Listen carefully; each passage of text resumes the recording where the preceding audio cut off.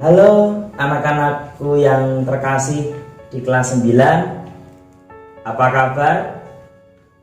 Bapak berharap kalian baik-baik saja dan selalu sehat. Salam sehat dan jayalah terus sabda. Pada kesempatan kali ini kita akan belajar untuk materi yang pertama dalam pendidikan agama. Tapi sebelumnya, marilah kita siapkan hati kita untuk berdoa terlebih dahulu. Marilah kita berdoa. Dalam nama Bapa dan Putra dan Roh Kudus. Amin. Allah Bapa yang Maha Kasih, terima kasih atas segala kasih karunia-Mu sehingga Engkau masih memberikan kami kehidupan. Pada saat ini kami akan belajar tentang Engkau sebagai sumber keselamatan sejati. Berkati kami agar kami semakin mengenal dan memahami Engkau dan menjadikan kami sebagai orang yang semakin beriman. Doa ini kami ujukan kepadamu dengan perantaraan Kristus Tuhan kami. Amin. Dalam nama Bapa dan Putra dan Roh Kudus. Amin. Baik anak-anakku yang terkasih, pada kesempatan kali ini Bapak akan menyampaikan beberapa materi, khususnya materi untuk bab yang pertama, yaitu orang beriman menanggapi karya keselamatan Allah. Itu adalah bab yang pertama ini, yang terbagi dalam 4 bagian. Yang pertama adalah Allah adalah sumber keselamatan sejati. Bagian yang kedua kita akan belajar tentang beragama sebagai tanggapan atas karya keselamatan Allah. Kemudian yang ketiga, beriman sebagai tanggapan atas karya keselamatan Allah. Dan bagian yang terakhir adalah iman dan keteladanan hidup beriman. Baik, kita akan mulai saja untuk bagian yang pertama atau bagian A, yaitu Allah adalah sumber keselamatan sejati. Di sini kita seringkali mendengar istilah selamat, karena setiap manusia pasti menginginkan keselamatan di dalam hidup. Bahkan berbagai cara dilakukan. Misalnya nih, kalau sakit, manusia pasti akan berobat agar dia selamat dari sakitnya. Dari sini kita bisa melihat apa itu selamat. Seringkali kalau kita mau bepergian, kita juga berdoa agar selamat. Sebenarnya apa itu selamat? Selamat itu, kata ini sangat dekat dengan kita. Tapi kadang-kala kita tidak pernah tahu apa sih maknanya. Ingin selamat, tapi selamat itu apa ya? Kita bingung. Berbeda kalau kita ditanya, ingin bakso? Ingin Pak. Apa bakso itu? Ya, bakso adalah daging yang digiling kemudian dibuat bulat-bulat, namanya bakso. Bisa kita mendefinisikan arti dari bakso. Tapi kalau selamat, apa arti selamat? Padahal kita ingin selamat, tapi kalau disuruh mendefinisikan kadang sulit. Apa itu selamat? Selamat adalah suatu situasi terbebas. Jadi manusia yang selamat adalah suatu situasi terbebas. Terbebas dari apa? Ada 4 hal terbebas dari situasi ini, yaitu yang pertama, tadi sudah Bapak sebutkan ya dalam contoh tadi di awal, yaitu terbebas dari derita atau sakit. Jadi orang yang selamat, orang yang terbebas dari penderitaan atau terbebas dari sakit. Sangat jelas sekali, tidak ada orang di dunia ini yang menginginkan sakit atau menginginkan menderita. Kemudian yang kedua, yaitu orang yang terbebas dari kehancuran dan penghinaan. Tidak ada dong orang yang ingin hancur ataupun ingin dihina. Pasti ingin semuanya bebas. daripada dihina, daripada malu, maka orang melakukan segala sesuatunya dengan secara sempurna atau perfect. Lalu seperti itu. Kemudian yang ketiga, terbebas dari maut dan kutuk. Ini yang seringkali manusia itu ingin bebas dari maut. Makanya kalau kita ada sebuah, misalnya di jalan ada apa, kemudian depan ada mobil nih, aduh, tahu ternyata kita bisa belok, untung, selamat, aman dari maut. Atau ada bencana alam, ya kita terbebas dari itu. Ini adalah suatu keselamatan, makna dari keselamatan itu sendiri. Dan yang keempat, dosa dan perbudakan. Manusia tidak ingin berdosa, manusia juga tidak ingin diperbudak. Maka kalau kita terbebas dari itu, itulah namanya keselamatan. Aduh, bebas, untunglah aku tidak dalam cengkramannya atau tidak dalam penculikan dan sebagainya, disebut perbudakan tadi itu. Ini yang sering terjadi. Artinya ada 4 hal tadi itu yang bisa memaknai, mengartikan tentang keselamatan, bebas dari derita atau sakit. Yaitu yang kedua, kehancuran dan penghinaan, maut dan kutuk, serta dosa dan perbudakan. Anak-anakku yang terkasih, setiap orang rindu akan keselamatan, sehingga membuat manusia itu mencari sumber keselamatan. Apa saja sumber keselamatan yang seringkali diasumsikan sebagai sumber keselamatan bagi manusia? Yang pertama, barang-barang duniawi, kekayaan. Banyak orang mencari kekayaan, bekerja siang dan malam, bahkan sampai melakukan berbagai macam cara untuk mendapatkan banyak harta. Karena dianggap kalau orang yang kaya banyak harta itu akan selamat. Ini yang sering dicari oleh banyak orang, sumber keselamatan yang pertama.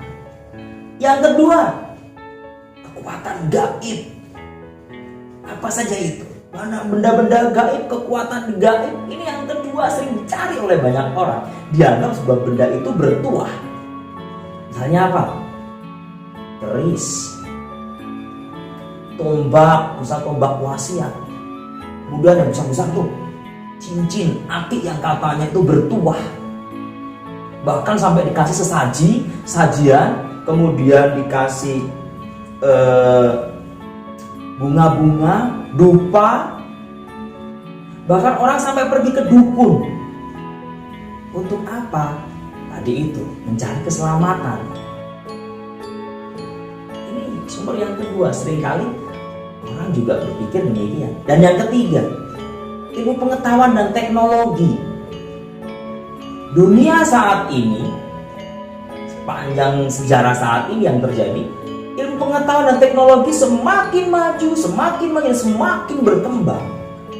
Dan apa yang terjadi? Orang akhirnya lupa dengan sumber keselamatan yang sebenarnya. Dan dia pokoknya percaya bahwa teknologi dan pengetahuan itu bisa membuat dirinya selamat. Bahkan beberapa waktu yang lalu kita pernah mendengar, searching saja di Google, ada yang namanya sebuah lembaga di suatu negara, cari saja nanti, itu menggunakan asuransi tentang kehidupan selanjutnya. Jadi kalau udah mati diasuransikan, siapa tahu yang ditemukan sebuah alat atau sebuah obat, entah itu apa, yang bisa menghidupkan dia kembali. Jadi diawetkan mayatnya udah meninggal itu. Ini, apakah seperti ini? Akhirnya orang lupa, orang lebih pola hidupnya pun juga sekarang lebih hura-hura dan sebagainya. Kalau sakit ya minum obat, kan sudah ada obat. Ini yang akhirnya terjadi. Sebenarnya sumber-sumber ini apakah ini benar-benar sumber keselamatan? Oke, baik, selamat. Tapi selamat yang bagaimana? Dan ini semua bersifat sementara. Kekayaan bersifat sementara. Kekuatan-kekuatan gaib itu apakah menjadikan kita lebih baik? Tidak. Tapi kita jauh dari sesuatu yang memberikan keselamatan yang abadi. Jadi sebagai orang beriman, sumber keselamatan yang sejati adalah Allah, Sang Pencipta, Sang Khalik yang memberikan kita kehidupan. Itulah sumber keselamatan sejati sebagai orang beriman. Buktinya apa dong Pak? Ya, seperti itu. Buktinya apa kalau Allah itu sumber keselamatan sejati? Kalau harta jelas.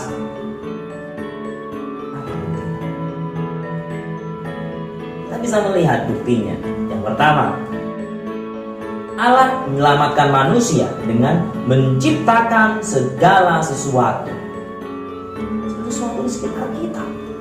Alam lingkungan yang indah. Tumbuh-tumbuhan, coba kalau dikasih tumbuh-tumbuhan. Semuanya kosong, hanya tanah saja. Ada binatang. Ada batu, tanah, pasir, air. Itu untuk siapa? Yang bisa mengelola siapa? Ya manusia. Dari siapa itu? Dari Allah. Yang kedua, Allah menyelamatkan manusia dalam perjalanan hidup manusia. Dalam setiap perjalanan hidup manusia, kalau kita lihat, Allah senantiasa ingin menyelamatkan manusia.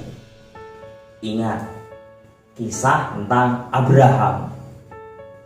Abraham yang diberikan tempat yang lebih baik lagi, maka dia melakukan perjalanan dan dijanjikan tempat yang baik oleh Allah.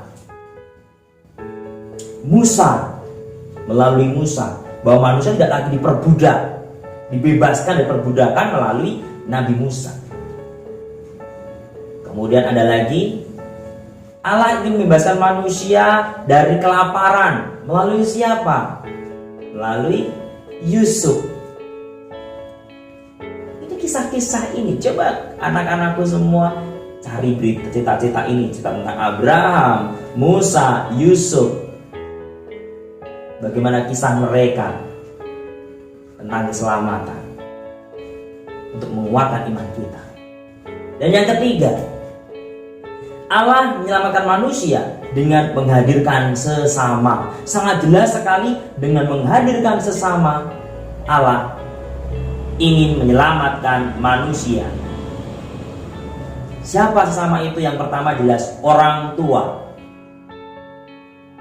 saudara-saudari, teman-teman kita, guru, dokter, polisi, dan sebagainya, tetangga-tetangga kita.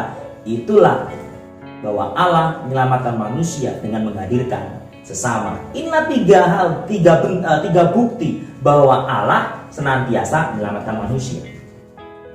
Dari sini kita bisa melihat, kita bisa menyimpulkan bahwa Allah adalah sumber keselamatan sejati. Maka dari itu kita sadari sebagai orang beriman bahwa Allah adalah sumber keselamatan sejati. Ada beberapa tanda dan sarana yang bisa kita lihat sampai saat ini. Apa saja itu? Tanda dari keselamatan itu. Yang pertama, tandanya adalah alam semesta yang luas dan indah. Itu tandanya.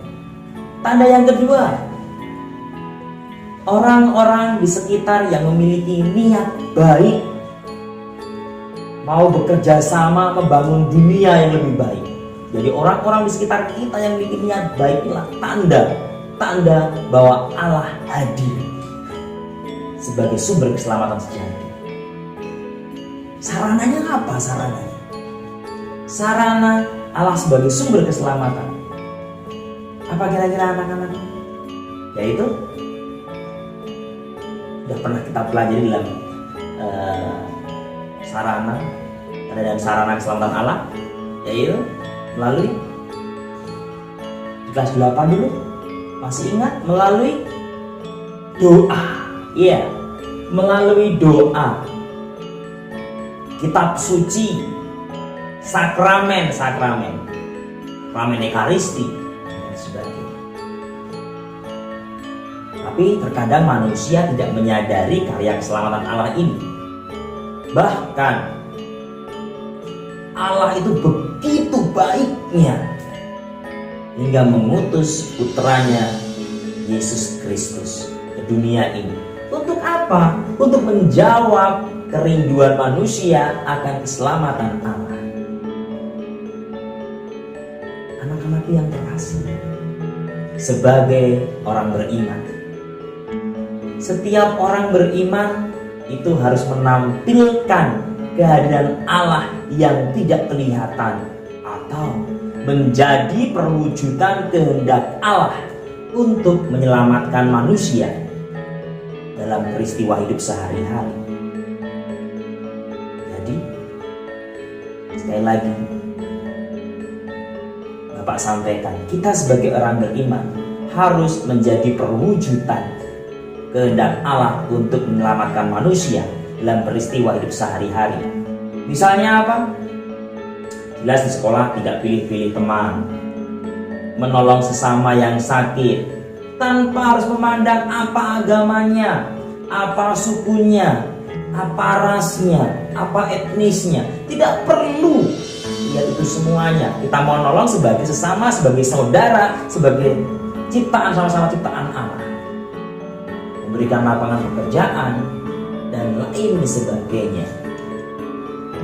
Baik, demikian anak-anakku yang terkasih tentang bagian yang pertama ini, Allah sebagai sumber keselamatan sejati. Semoga melalui materi ini anak-anakku semua semakin memahami, semakin beriman, bahwa semakin meyakini bahwa Allah adalah sumber keselamatan sejati.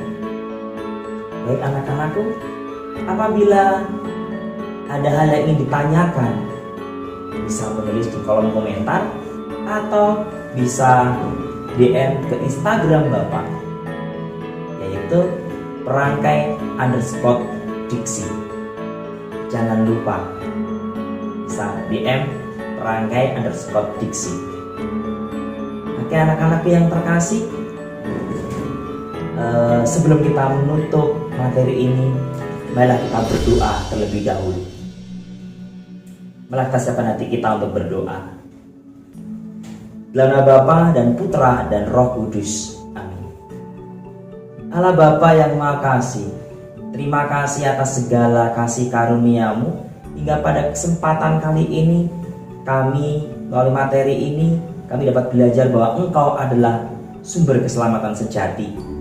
Semoga melalui materi ini kami semakin diteguhkan untuk semakin mencintai Engkau, ya Allah. Doa ini kami tunjukkan kepadamu dengan perantaraan Kristus Tuhan kami. Amin. Dalam nama Bapa dan Putra dan Roh Kudus. Amin. Oke anak-anak yang terkasih, salam sehat, jaya terus, sabda. Bye.